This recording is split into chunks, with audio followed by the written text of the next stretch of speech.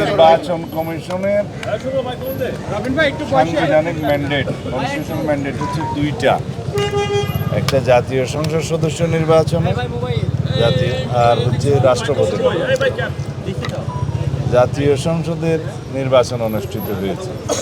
যুক্তরাষ্ট্রের এক নম্বর gym chain gold gym এখন আবারও বাংলাদেশে। বসুন্ধরা আবাসিক এলাকা ও বসুন্ধরা সিটি শপিং মলে নির্বাচন কমিশন কনস্টিটিউশনাল এটার দায়িত্ব। সংসদ সদস্যদের শপথ গ্রহণ অনুষ্ঠিত হবে ইনশাআল্লাহ আগামীকালকে সকাল 10টায়। এটাও সাংবিধানিকভাবে স্পিকার অথবা ডেপুটি স্পিকার অ্যাভেলেবেল না থাকলে বা তারা অপারগ হলে বা তাদের মনোনীত প্রতিনিধি যদি না থাকে, সেই ক্ষেত্রে দ্বিতীয় অপশন হচ্ছে প্রধান নির্বাচন কমিশনার শপথ পাঠ করাবেন। সেই হিসাবে আগামীকালকে সকাল 10টায় জাতীয় সংসদের নির্বাচিত সদস্যদের শপথ গ্রহণ অনুষ্ঠিত হবে। এইটা প্রধান নির্বাচন কমিশনের সাংবিধানিক এখতিয়ার আছে।